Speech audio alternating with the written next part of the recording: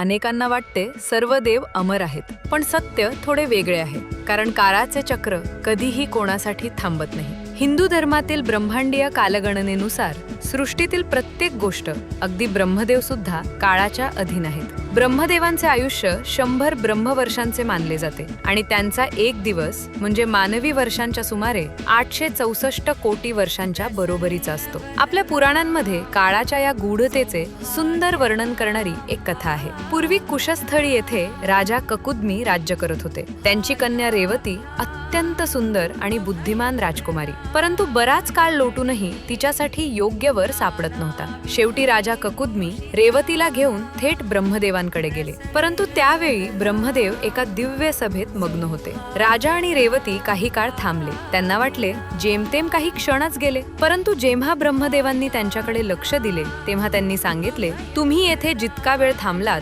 त्या दरम्यान पृथ्वीवर हजारो वर्ष उलटून गेली आहेत. कुशस्थळीचे रूपांतर आता द्वारकेत झाले आहे आणि तेथे भगवान श्रीकृष्ण राज्य करत आहेत. ही कथा आपल्याला एक गहन सत्य सांगते. काळाच्या अधीन सर्व काही आहे. देवांचे आयुष्य जरी असीम आणि विशाल भासत असले तरी तेही शाश्वत नाही. शाश्वत आहे तर फक्त परमसत्य.